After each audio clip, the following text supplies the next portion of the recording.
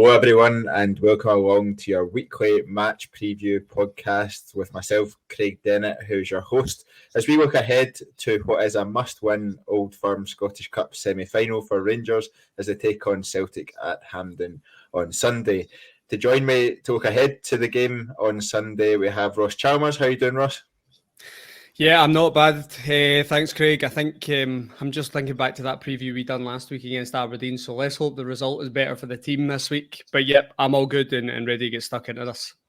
Yeah, to try and mix it up so that myself and Ross aren't jinxies, we brought along Iain Mitchell for the ride tonight to try and have a look ahead to the game. How are you doing, Iain? Starting to get a bit nervous, to be honest. Tried to put it off, but it's getting a bit too close now. So, yeah, kind of ready for the game now. Are those nerves just because you're on with me and Ross and we got beat last week? Or That's a massive part of it. Massive, yeah, I thought it might be. I'm nervous for that exact same reason. There's plenty to cover as we head into what ultimately is the biggest and only meaningful game left in Rangers season. Hopefully we'll have a second meaningful game after this weekend in terms of the Scottish Cup final. But until then, this is the one and only one that means anything to any Rangers fan, and we can't understate that, I don't think. Ross, how are you feeling? We're a couple of days ahead of the game. How are you feeling heading into it? I'm kind of in the middle at the moment, thinking and reflecting on the result of the weekend with Aberdeen and also the build up to the Celtic game. So you're kind of in the middle point where you're not really sure whether you're confident or you're stuck with those terrible memories at that game in Pittodrie. So I think as the week goes on, I'll grow more confident about this game. I think that it's very, very difficult at the moment to maybe look ahead to how Rangers are going to get a result in this game, because we've obviously struggled in the last game against Aberdeen and we've not managed to get a result against Celtic. But I think my way of thinking will change as the week goes on. And listen, like you said, it's a very, very important game. It's a must-win for Michael Beale. He's going to be under a lot of pressure if he doesn't pull off a result in this game. So yeah, I think it's just really just trying to get my head around that this is the most important game going forward for Rangers now, and we've got to give everything to try and get a result. Yeah, Iain, Ross has kind of signified the magnitude of this game there in his comments. I'm actually feeling quite relaxed about it. I don't know if it's just because I've not thought about it or because I think the weekend is still miles away, but I've not really tuned into any of the build-up to the game, if I'm being honest. I've been more interested in potential signings for Rangers this week than I have been in the Scottish Cup semi-final build-up, which is a bit strange thing to say when it's the most meaningful game that's left in the season so far. How are you feeling as we head in towards the weekend and the final build-up to the game? Yeah, just sort of echoing Ross, really. For me, it's massive. No one wants the season over at this early stage. We know the league's gone. There was no Europe run. The League Cup was pain in the end. So this is kind of what it all boils down to. Again, it comes down to how, if we lose this game, there'll be questions about Michael Beale, which is probably harsh, to be fair. He's brought in 2 players. The rest of the squad isn't officially his, albeit he's worked with most of them.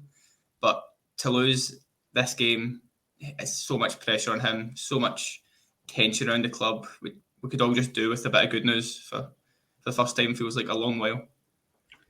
I'd agree we need some good news, but I think it's harsh to say that if we lost this game, Michael Beale would be under pressure. I know Scott Cameron, one of the contributors to the podcast, has been of that view since Michael Beale came in, and that if Michael Beale and Rangers lost all of the Old Firm games or didn't win any of the Old Firm games between January and the end of the season, that Michael Beale would already be under pressure heading into what's a big summer for the club anyway. It's a big summer for Michael Beale in terms of it being his first full summer transfer window to get his teeth stuck into. Ross Wilson's obviously departed the building, so Michael Beale may have more say over the players that come in. He may have exactly the same amount of say as he had before Ross Wilson left into it. Ross, Iain's obviously said that Michael Beale would be under pressure should we lose on Sunday or not get the result we want. Do you agree with that? I mean, I hate to go too cliche here, but I think you're always under pressure as a Rangers manager, and you're definitely always under pressure if you can't seem to get a result against Celtic, and that is the position that Michael Beale is in right now. Unfortunately, he's maybe been close in a few of these games and getting over the line. We had that one in January at Ibrox, and we conceded a late goal that day. But I think for me personally, just from my own point of view, I don't think I'll put any pressure on Michael Beale. I think that he deserves a summer transfer window and he deserves to mould the squad into the shape that he's looking for. But I would find it very, very difficult to argue against fans that do put the pressure on him if he can't seem to get by this semi-final. It's just very difficult to argue against, unfortunately, that 4 Old Firm games and you're not coming out on top of one of them in such a short space of time. Listen, I can totally understand where fans are coming from. It's not the way I'll look at it, but it's just the way it is. It's being the Rangers manager, and you are judged on the big games. And like you said about Scott Cameron, there, one of our contributors, that's what he always refers to. It is the big games, and that's the manager, that's the players. You're going to be judged on these games against Celtic in the Old Firm. So for Michael Beale to maybe take a wee bit of pressure off himself going into this summer, he's got to get a result, and we've got to go on and lift this trophy. Then you can put a full stop in this season. I think we're all at that point. We would like to move on from this season. It's been a difficult one for Rangers, but to get a Scottish Cup trophy again under our belt, it gives them a good platform to build on this summer. So for me personally, I wouldn't put a lot of pressure on Michael Beale, but I can understand it from other Rangers fans' point of view. I'd agree with that. I wouldn't be putting pressure on Michael Beale for this one. And Iain, I guess one of the main reasons why I wouldn't be putting that pressure on Michael Beale is that he's had one transfer window that saw 2 players come in that he could sign. Really, he's using the squad that Giovanni Van Bronckhorst had at the start of the season. He's struggling with that squad. To be fair, he's using much of the squad that Gerrard had, that he worked with when he was here. I think the vast majority of Rangers fans, if not all Rangers fans, are in agreement that the squad needs an overhaul. It's more than arrived at the end of its cycle. I think it could be said that the end of the cycle was last summer, never mind this summer. The reason why I don't think it would be fair on Michael Beale is that he's not had that opportunity to seriously reassess the squad, to remove or sell or move on 5-6 players that potentially are taking up spaces that he thinks can be filled with better players, and then bringing in players that he views as actually taking us to the next level. I know you've said that the pressure would be on, but would you be in agreement that actually he needs the time to do that and move players around before he does? Yeah, completely. I think it's more, obviously the pressure will come from certain fans. That's only natural, this kind of job. But my fear is that if we lose this game, make our summer recruitment, big lot of players out, big lot in, that's a lot of immediate pressure on these players to get a positive result in the first Old Firm game. So say that's the 4th, 5th game of the season. If that goes wrong, then it's proper people calling for him to get sacked, which I don't agree with. Again, I'm more side of you guys. It's way too soon for him to be under that pressure. It's not fair given the squad he's got, and we've seen he's bought 2 players who I think everyone would agree are the kind of players we want to see going forward. A lot of the names linked are guys we want to see going forward, but it's just a needless pressure that's going to come on across the club should this go wrongly on Sunday. And as I say, if it goes wrong again, the final Old Firm game, and then you're starting off a brand new season when you've not beat them and starting to lose track, starting to lose count of how many games since we've won an Old Firm, which shouldn't ever be the case. And again, as I say, there's guys on our podcast, there's Twitter's a cesspit for this kind of thing. There's going to be guys calling for his head, rightly or wrongly, if this goes to pot. I don't like saying this, Iain, but I think the last game that Rangers won the Old Firm was the Hollander winner at the beginning of last season. So it has been quite a while, and it's only natural that any manager in the Rangers at that point, if you are not getting a result in that, and in that many games, you're naturally going to come under more pressure. It's just the nature of the beast, isn't it? I think just to round off the sort of Michael Beale pressure discussion, Ross, I think actually Iain says that if we don't win the first Old Firm game of next season, him and the players that have come in are immediately under pressure. I actually think the pressure comes in the European qualifier stage. for all those players and for the manager. Now, a lot of people this season have seen the negative side of us qualifying for the Champions League. There's obviously the positive side from a financial perspective, but there's a negative side that we've seen on the pitch, and I do think that's had a serious impact and knock-on effect in terms of performances, especially towards the end of Giovanni van Bronckhorst's reign as Rangers manager. But I think it'll be interesting to see how people react to the European qualifiers next year, because I think there'll be a large portion of the Rangers support who actually would be delighted if we found ourselves in the Europa League group stage rather than the Champions League group stage. I think there's a lot of fans that this sounds strange to say, but I don't think we'll be too bothered by the Champions League qualifiers next year. I think the experience that Rangers have had this year has been difficult.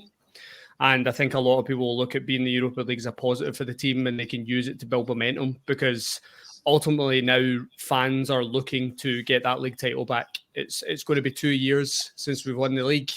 I think it's time to let that go. And it's all about getting the next one. And I think being the Europa League would probably benefit us for that. You're still going to be getting a good financial package from it, not the same as the Champions League. But the team can really use it to build momentum, which we've seen over the years. So it's a difficult one. I'm not sure there'll be as much pressure on Michael Beale for those qualifiers from the fans. But I think the pressure is always there from a club perspective, because the money is so important. That Champions League money is so important. And Michael Beale will probably know that himself. If he can get this team into the Champions League, he might have a lot more money to spend. We've all seen the accounts for this year. It looks pretty healthy for Rangers. So if you're then going in and getting another cash injection of 18, 20 million guaranteed money, that gives Michael Beale a lot to play with when it comes to the end of the transfer window. So maybe not so much the fans putting pressure on Michael Beale when it comes to the Champions League, but there'll definitely be pressure from the club. So overall, Michael Beale's going to be under pressure, right? But that is just part of the job, really. So we could discuss this all day, I suppose, and where the pressures come from. But I think there's differing views on that in terms of, from a club perspective and a fan perspective.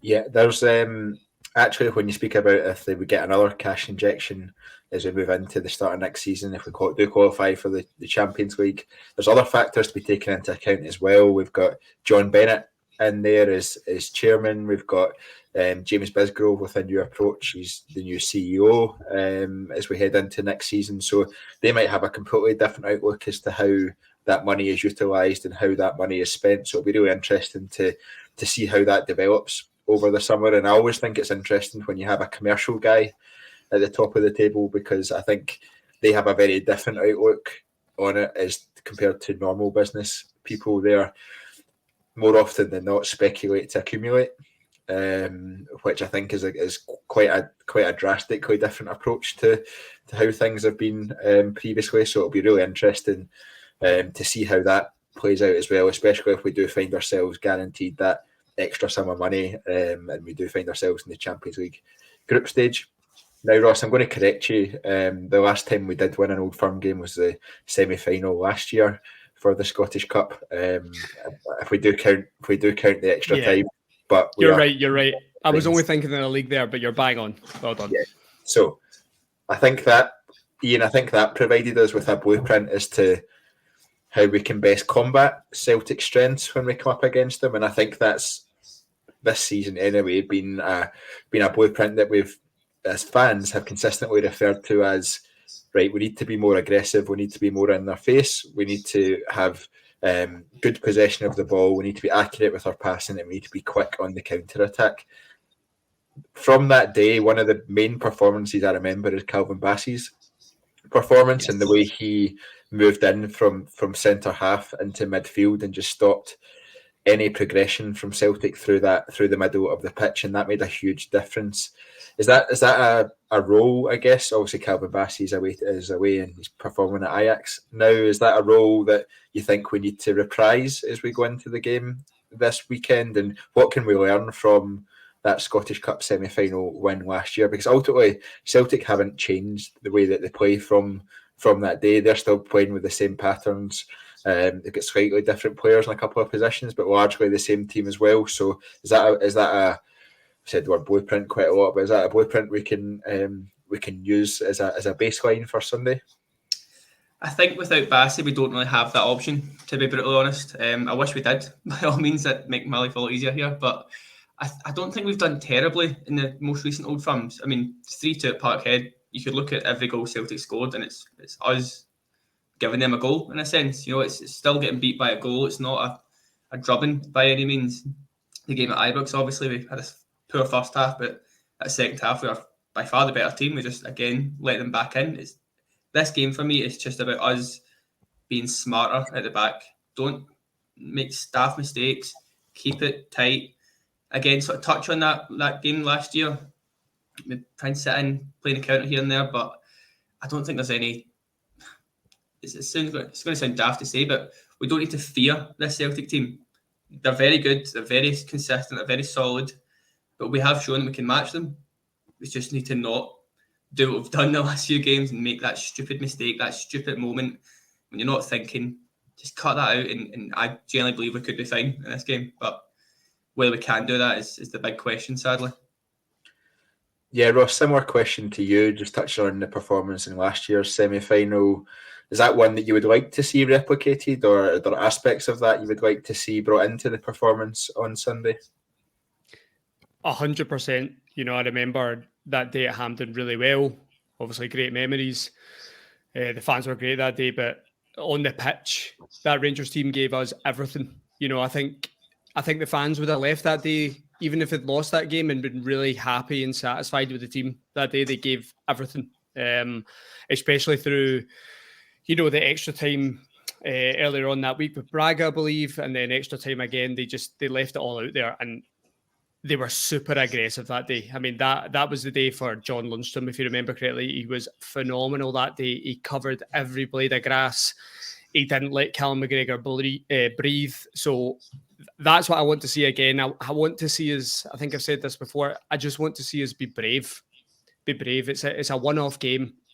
You're going to have to try and forget the rest of the fixtures that have came this year. You're going to have to forget the league position. It's a one-off game at Hampden, a semi-final, and these players showed last year that they can do it and they can turn up.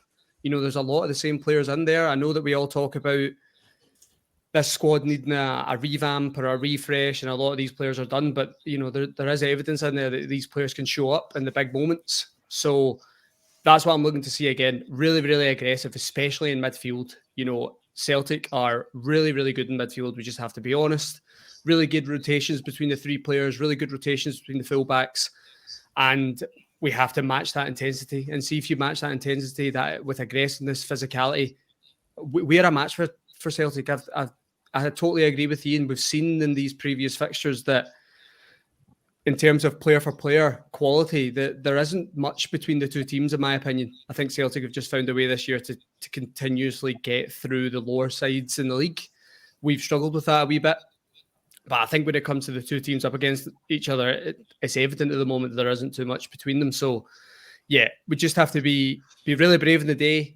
We have to go for it. We need to be aggressive, and we need to leave it all out there, because for a lot of this squad, it's going to be their last, you know, big game for Rangers, let's be honest. So I'd like to see a lot of them go out on a high and give everything they've got for the fans in Hampden that day and everyone at home, and try and get a result and take us through to that final. Yeah, Iain, one of the things that has been a frustration, really, but it's one of the aspects of Old Firm games recently that puts us in difficult positions is not scoring that first goal. I think it's been a while since we've scored that first goal and had the benefit of the foothold that can give you in the game, and the benefit of the tactical approach or a tactical adjustment that you can make as the team in front, and the benefit of the more aggressive approach that the opposition then has to take to try and get a goal back. How important could getting that first goal be on Sunday? It's massive. I think it's still quite raw, as we spoke about at the start, the Aberdeen game at the weekend. You can see how much that first goal changes that full game. I mean, at half-time, we should be 2-3 up, and nobody could have said anything about it. But we concede, albeit a ridiculously stupid goal, or lucky goal, or however you call that. But that just totally flips the game. If we do concede that first goal, sadly, I can see a lot of heads dropping. And it didn't happen so much at Parkhead. I mean, we fought our way back into that, just gave ourselves far too much to do. So it's not a be-all and end-all if we don't. But I think just the doubt that it could put into Celtic and Celtic's fans and silencing them a bit, it could be massive for us. Again, if we can get an early goal, which I don't remember us doing for months, let alone any Old Firm game, but in any game, get an early goal, get up and running, and as Ross says, just be aggressive from the off and keep doing what we're good at, but I don't think we are good at. But what I want us to see us do is get that goal, keep going for it, and try and build on it rather than chasing our tail for half the game as we tend to always do. Can I just say, Craig, I'm going to give you both a bit of credit here. Very good question and very good answer from Iain, right? And the reason why I wanted to pick up on that was, and it is a bit of a slight worry, and I've not really thought about this actually when it comes to the first goal. It's probably a statistic we've seen this season with Rangers where they've been behind so many times in games. I've seen the statistic against Aberdeen the other day where they'd retrieved the most points from losing positions, but ultimately you don't want to be in that position as many times as we have. What I did find quite worrying the other day about the Aberdeen game was exactly what Iain said. The heads dropped. You know, Rangers were the much better team in the first half, deserved to be in at half-time and didn't take their chances. Aberdeen score from a bit of a freak goal, right? I know Liam Scales said in the coverage after that he's seen Alan McGregor off his line. I'm not buying that one, to be honest with you. I think it's a bit of a freak goal. And it really worried me, the kind of character of the squad that day at Pittodrie. There didn't seem to be a reaction. There didn't seem to be a response. Now, could you put that towards because the league's essentially over? Do the players really believe that it's worth chasing? Again, that's another worry in itself, but that is not something that we can take into this game. You know, if we do happen to go down against Celtic, we've seen it this season that is a possibility. The players have to respond. You know, and I'm sure we're going to come on to this podcast in terms of team selections, but there's certain guys we need to have in that team and back in that team to ensure that this team will react to situations at Hampden that we don't want to be in. So really, really, really important. Yeah, Ross, I'm going to stick with you because I'm going to start talking about the starting lineup and the potential changes that we will see to that. Michael Beale's already alluded to two of them, which I want to touch on first. He alluded to them a couple of weeks ago now, if maybe last week, ahead of the Aberdeen game, that Connor Goldson would be back fit, and so would Ryan Kent. I was going to say that means two big players back, but actually it means one big player that is back and one person that should be a big player returning. I am delighted that Connor Goldson will be back. I think we've been really vulnerable at the back since he's been out. I think John Souttar's shown up well. Apart from that mistake at Celtic Park, he's shown up well. I think Ben Davies has really struggled in the 3 games that Connor Goldson has been out and not beside him. Firstly, how happy are you that Connor Goldson will be back for that? And then I assume Ryan Kent will start because he starts every game when he's fit. Do you expect him to come into the starting lineup? Well, the confidence levels will go through the roof probably for me when I see Connor Goldson in that team sheet. He is, I think, arguably our most important player. I would probably go and say he is our most important player, to be honest with you. I'll be pretty bold there and say that. I know James Tavernier contributes so much to this team, scores great goals in situations where we need it. But Connor Goldson, every single time he is out of this team, you see the difference. It's remarkable, the drop in the defensive records when he's not available. I think I seen it the other day in 10 games this season where he's not been available, we've conceded 15 goals or something like that. That might be the statistic. Compared to when he's been in the team, it's a far greater ratio of the other way. So Connor Goldson's massive, huge for this team. The captain without the R-band, in my opinion. This is a guy that is so important when it comes to the organisation and that defence.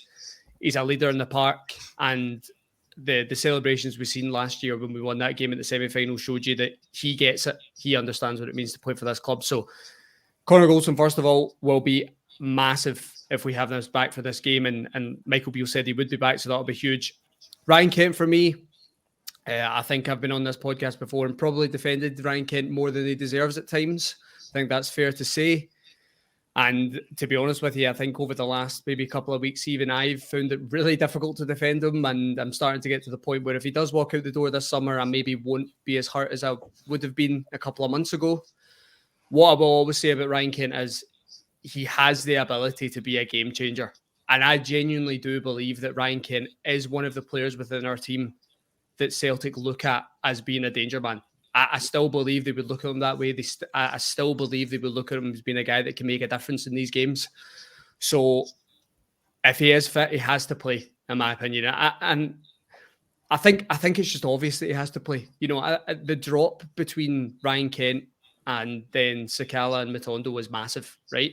Now, and we can always go back to the numbers thing, and it's totally valid, and I'm not going to sit here and argue about it, but just in terms of on-the-ball quality, technical quality, this is a guy that can make a difference in situations where you wouldn't expect other players to do it. So both players, massive for me personally. I know not everyone is going to view it that way, but both have to play, in my opinion, and I'll definitely have a lot more confidence when I read that team lineup, and they're both playing for Rangers on Sunday.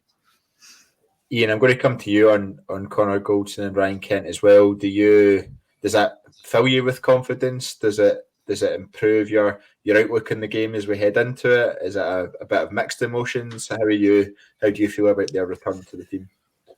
Firstly, I think they two make us a better team.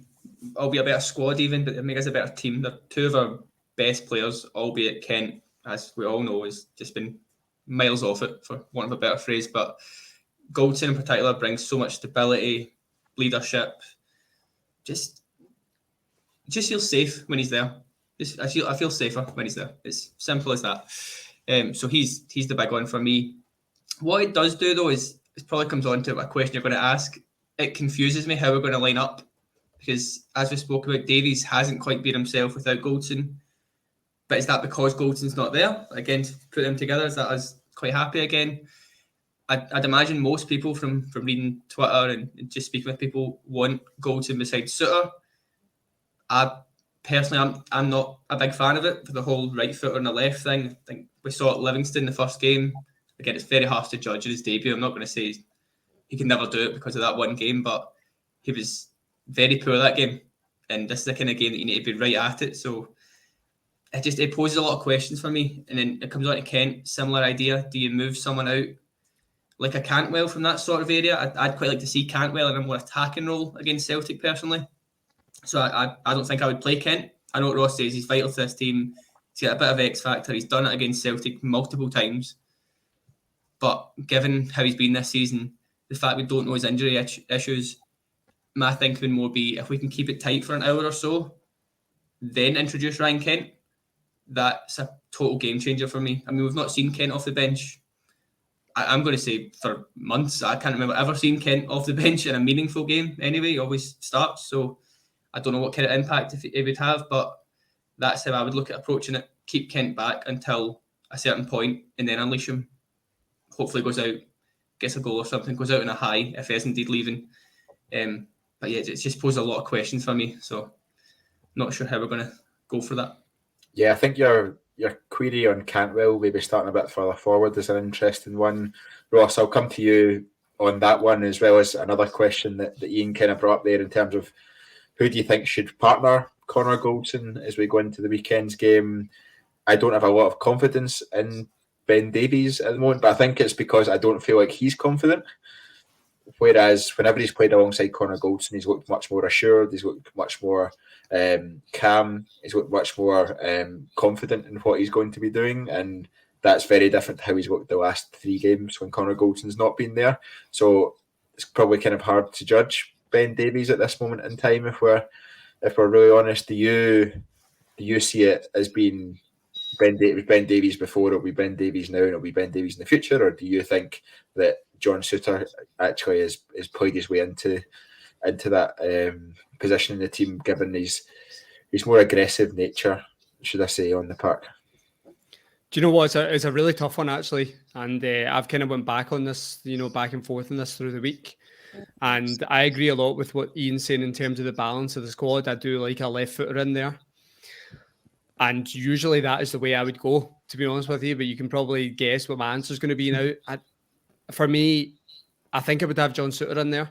Now, if Ben Davies comes out of the team this weekend, it's not going to look great for him, right? Because you're coming out of such an important fixture.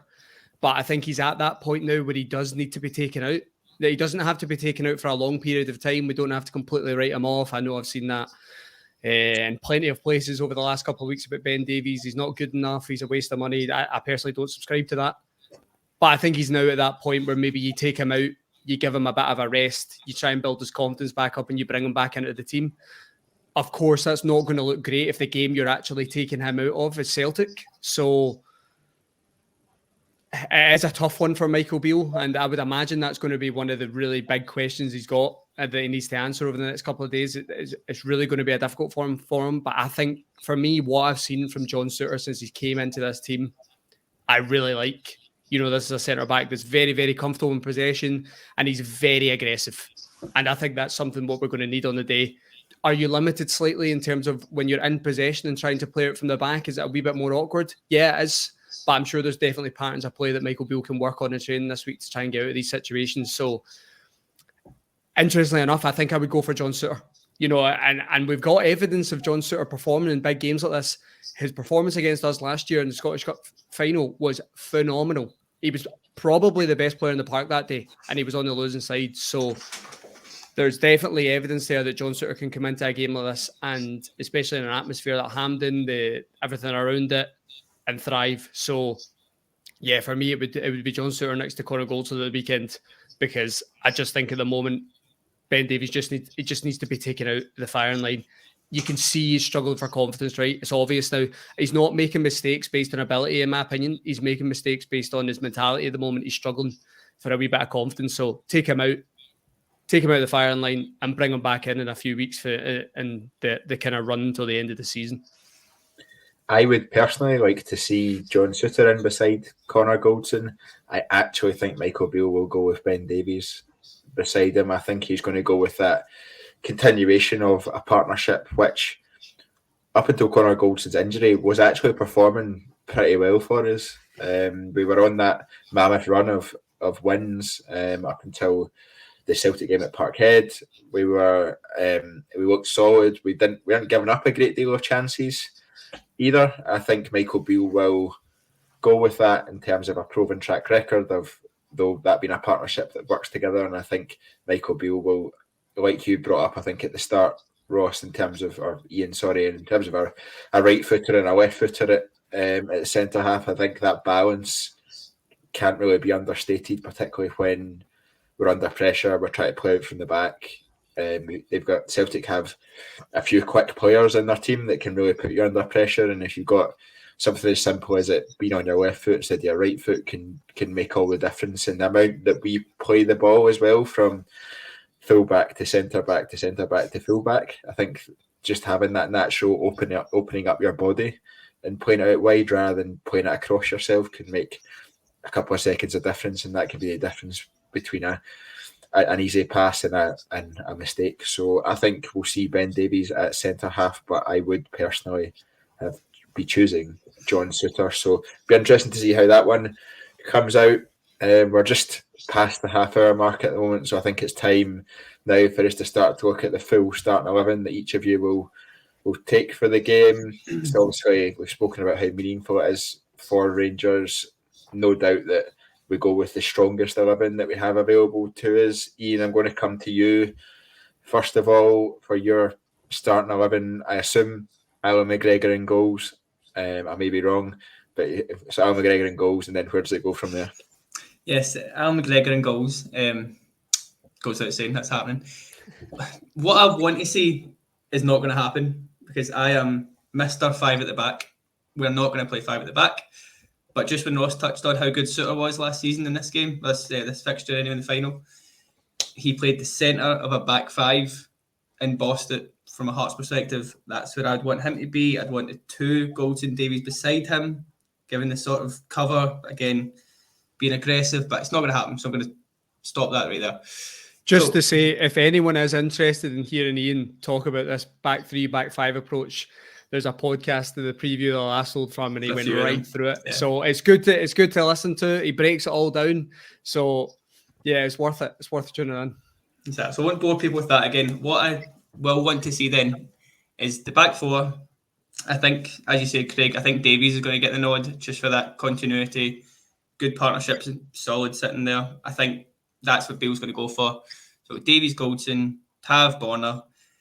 I think it'll be Lundstrom, Raskin. I'm pretty sure we're fit enough. I know he came off with a knock of some kind, but he'll be fine. I think Kent does come back in. Again, Not sure I want that, but I think Kent comes back in. He'll have a front three then of Kent, Cantwell and Tillman. I think he'll get the nod ahead of like Sakala and then Morelos up front. It's a pretty boring team in terms of it's what most people are going to expect to see, but I think that's for a reason. I think it's the team that can hurt Celtic in certain areas, but it's also got that little bit of dig in the midfield that we need to see. And I just hope for Tillman's sake he has a good game, because I'm a big Tillman fan, but I feel like the support for Tillman is getting weaker and weaker by the big game that's going by here. So Tillman to have a good performance, please. Ross, Please.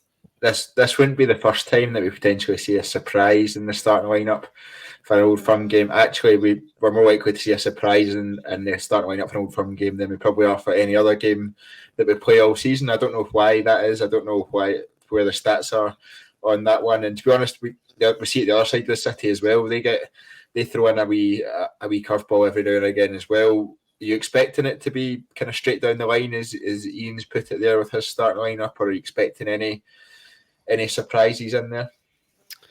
Well, I don't think Iain's going to like my lineup based on the player that he just spoke about at the end there, but I'll go through mine. So I'd like to see Al McGregor, Tavernier, Goldson and Suter. I'd like to see Suter play this game, just give Ben Davies a rest, as I spoke about before. Borna Barisic, I'd play John Lundstrom, Nico Raskan and Todd Cantwell as a midfield three. I think we've seen that now that Todd Cantwell can play in there. And I would 100% bring in Ryan Kent. It's a no-brainer for me. And I would play the two behind Morelos would be Sakala and Kent. So yeah, Sakala, Kent, and Morelos up front. I think Malik Tillman takes a place on the bench for this one. I've not seen enough in the Old Firm to really believe that he's going to make an impact from the starting 11. I think it's such a big pitch at Hampden, or that's the way it looks anyway, but it is one of the bigger pitches in the league.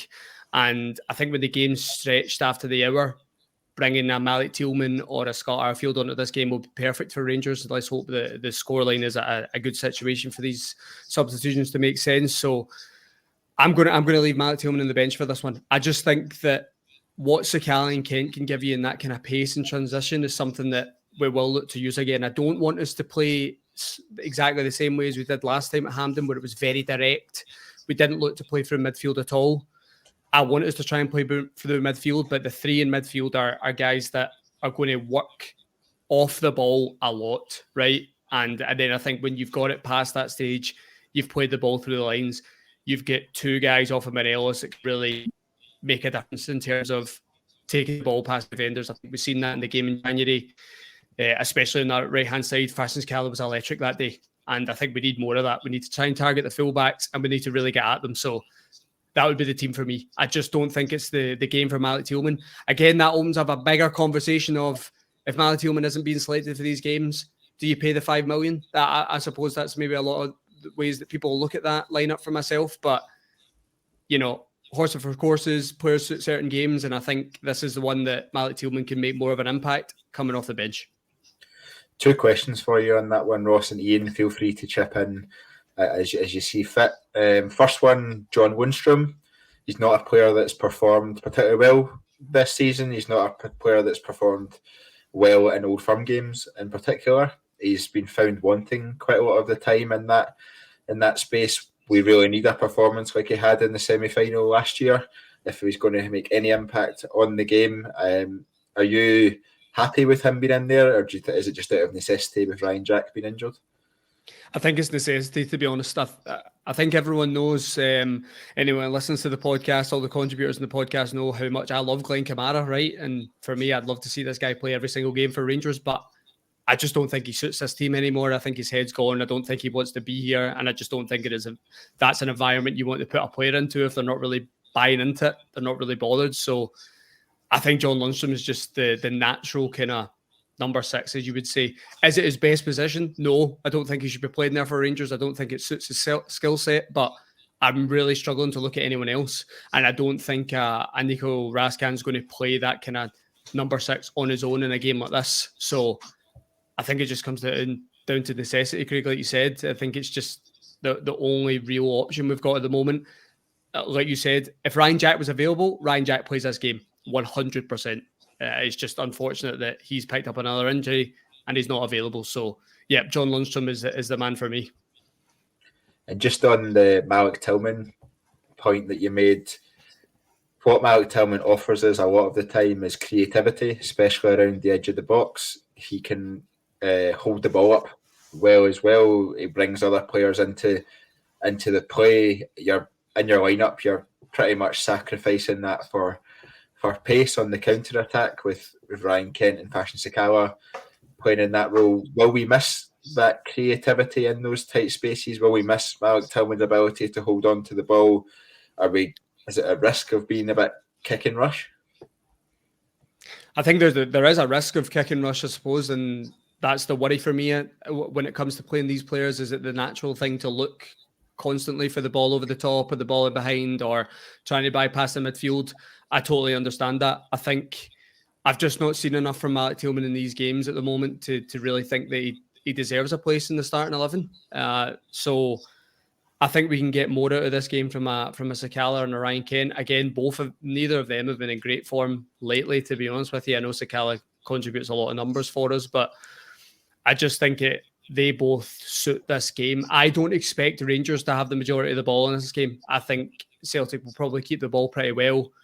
We're going to have to press them in certain areas, and we're going to have to pick them off and kill them in transition. And I'm not sure that Malik Tillman is such a good footballer, and I don't want anyone to think that I don't think that. I don't think differently. He's a fantastic footballer, and I want Rangers to spend the money on him. But he is only 20, right? So it's natural that he maybe doesn't suit every single game at this point. And there is certain points when you watch Malik Tillman where he wants an extra touch.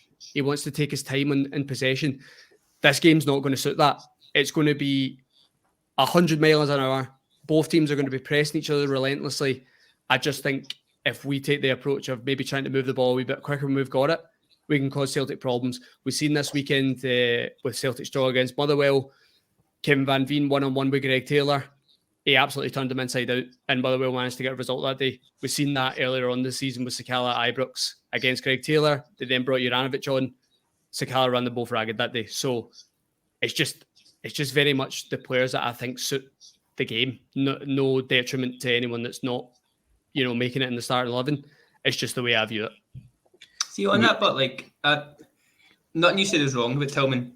He's totally right. He's not showed up in these big games enough for us, or whatever, really, for us. But I'm pretty sure I saw a stat against Aberdeen that he had the most ball recoveries for us, and he also created our most chances. On a normal day, he comes away with 2 or 3 assists, and I think I would be playing him because of that little moment in him, the sort of Yanis Hadji in him. He's got that quality and craft that he can find the pass that we need, because I don't think we're going to have chances upon chances here. I think, like you say, Celtic will dominate the ball. We need to pick our moments to go, pick our moments to sit. I think he's got, I don't know if it's his style, it maybe looks like he's not interested, then just kind of nips in and recovers the ball or makes an interception. I think that's an area we can try and target. Like you say, that their left side, probably the weakest side, you'd say. Kevin Van Veen, as you said, turned him inside out last week. I think Tillman against Taylor should win that battle.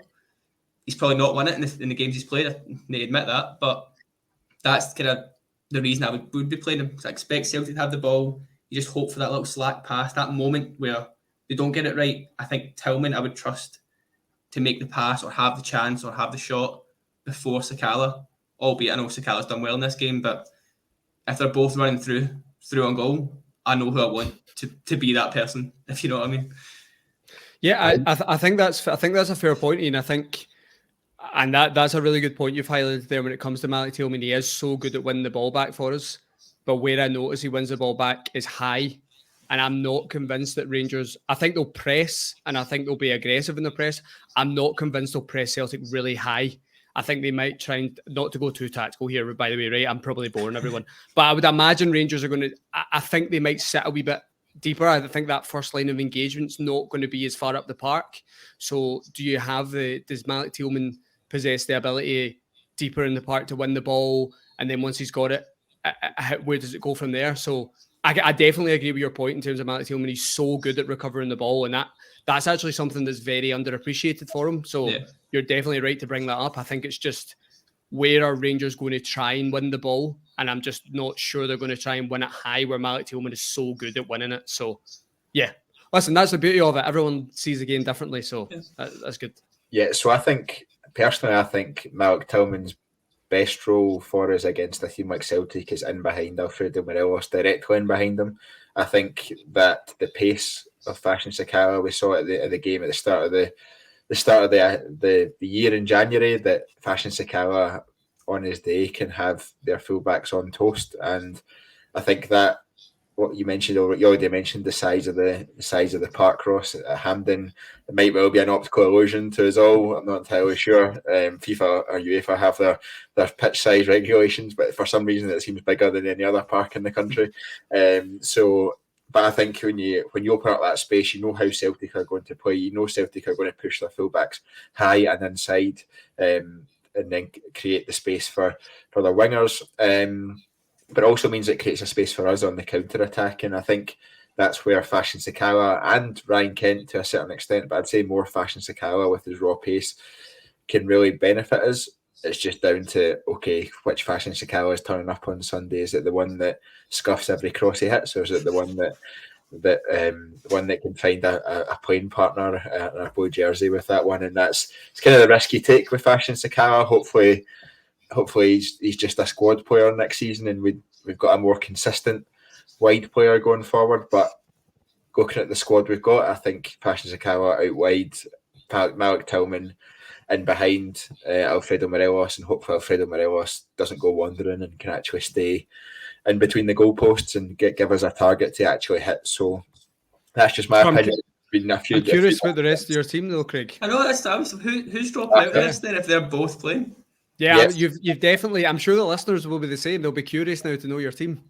Yeah, absolutely. So I would take, and I might regret this, come 3:00 on Saturday or Sunday, sorry. But my team, so Al McGregor in goals.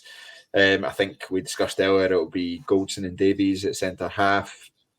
I think Tavernier right back. I think Barisic left back, but I would have liked to have seen Yilmaz come into the previous couple of games against St Mirren and Aberdeen just to see what he has to offer, because I don't think Barisic is particularly strong against Celtic, and I think he is our weak point that Celtic continue to target time and time again, whether that be men coming in at the back post with crosses from the left, or whether that be they stick Jota on him and Jota turns him inside out quite a bit. So that's a real area of concern for me, but I think Barisic will play there. This is the point where I'm like a bit different from you two, because you've both gone for two sitters, and I'm not sure I would go for two sitters at that point. I think you go for Nico Rask. I'm going to say Raskin instead of Raskin Ross. Whichever, but I'm going to go for Raskin. I keep going to say Raskin, mind you, but I'm going to go for Raskin. And so I'll go for Raskin with Cantwell and Tillman as the midfield three. I would then go Sakala, Morelos, Kent as the front three. Now it's attacking, it's forward thinking. It's bold. Attacking and forward thinking. But I think there comes a point where we need to go for it.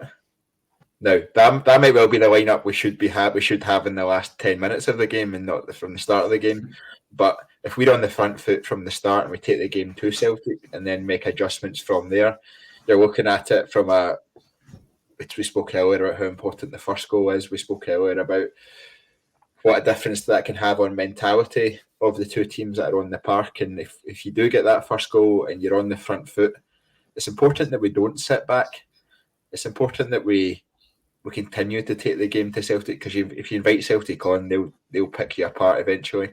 So it's important that you continue to take the game to Celtic. And I think while it will create a very open game and probably quite a basketball-like game in terms of being end-to-end, I like the idea of us being positive heading into the game on Sunday. And that's why I think if we line up like that, it gives our attacking players, or our most creative attacking players, the ability to play in the positions that they are most fruitful in, and then hopefully that shows in terms of the amount of chances we create and the amount of goals we score. Interesting. That's a super aggressive team, and it's hard to argue with a lot of the logic you've said there and why you would go that way. I just wonder, and I think you alluded to it there in your answer, when have we seen Michael Beale not play with two sitters or two sixes? That's the killer for me. And I think I would love to see all these players in the same team. And I think that's the difficulty at the moment, that how do you get them in, but you still have the balance? And I think that's, moving on to the summer, that's going to be really important for Beale to bring guys in that he finds the balance defensively, but can also give us enough going forward in terms of offensively. So that's the one for me. That is a bold lineup, definitely bolder than me and Iain. I will caveat that with I do not expect to see that lineup on Sunday, but that's what I think the lineup should be. I think what we've done in the past hasn't worked. I think we've seen that in the past few Old Firm games. It's not worked. It's the approach we think should work, but it's not worked. So we need to try something different, and that something different will be next season when we've got different players. Hopefully, players of a higher quality. Hopefully, players that aren't battle weary in these kind of games and come with a fresh approach and a fresh energy. But until then, we've got the players that are in that category, and I think we need to try something a bit different, shake the apple cart a little bit, and see how we go, especially in a game that's so important to us. But on that note, we'll round off the half-hour podcast that's now at around 50 minutes. Done well with my time management there. But Ross, thank you very much for joining us. Craig, thank you. With that last answer, I'm absolutely raring to go. That's it. You've got me right up for this game on Sunday. So, yeah. Listen, let's hope we're watching Rangers get into that final at the weekend, and let's hope we put a bit of a sparkle in that performance that we've not had for a while. So, yeah, thanks for having me. Really enjoyed it. 100%. And Iain, thanks very much again. No, a pleasure as always. As you said, hopefully come Sunday night we're the ones smiling for a wee change. Be nice. Absolutely. Thank you very much, everyone, for listening. Please remember to drop the video a like if you have enjoyed the content. Please also leave us a comment with your starting lineup, your thoughts on whether Malik Tillman should start or whether he should be on the bench, who you think will partner Connor Goldson in defence, and if you're happy with the idea that Ryan Kent will be starting. I guess in all three of our opinions that Ryan Kent will be starting on Sunday. Let us know in the comments, and it'll be great to hear everyone's opinions. In terms of what's coming up going forward, we'll have a post-match reaction to Sunday's game, no matter the result, and then we'll be back on Monday and Wednesday next week with our usual live content on YouTube. Please remember to subscribe to the TII YouTube channel as well. Toggle on those notifications and you'll get an email every single time we go live. Sunday is a must-win Old Firm Scottish Cup semi-final for Rangers, and all three of us definitely hope, at least if not expect, Rangers to come out the victors. Thank you very much for joining us. Until next time, goodbye.